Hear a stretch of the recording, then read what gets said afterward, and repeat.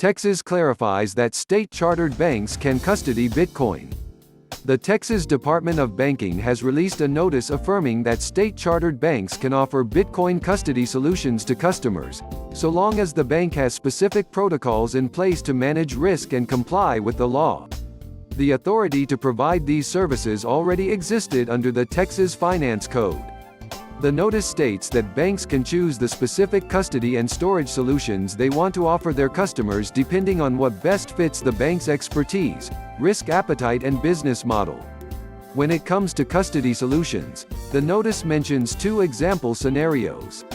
For instance, the bank may choose to allow the customer to retain direct control over their own virtual currency and merely store copies of the customer's private keys associated with that virtual currency, the notice affirms.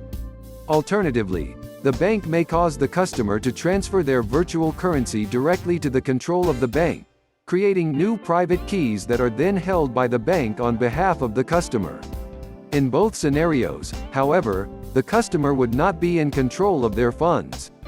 In the first example, while the customer would know what the private keys that spend their funds are, a copy of their keys would be possessed by the bank, theoretically being able to spend the funds without the customer's consent.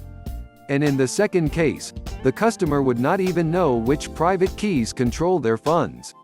Furthermore, the notice mentions that a state-chartered bank that seeks to provide these Bitcoin custody services can do so in either a fiduciary or non-fiduciary capacity.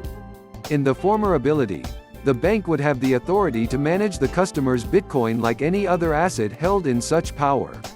And in a non-fiduciary capacity, the bank would act as a bailee and take possession of the customer's Bitcoin, who would then receive a legal title for those funds.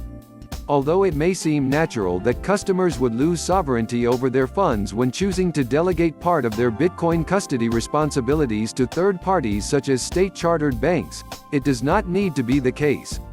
With multi-signature custody, for instance, banks could hold the setup's minority of private keys for backup or increased security purposes only, preventing it from spending any customer funds at all. In this case, the bank would be providing a valuable service to the customer, while the latter would still be completely sovereign over their Bitcoin.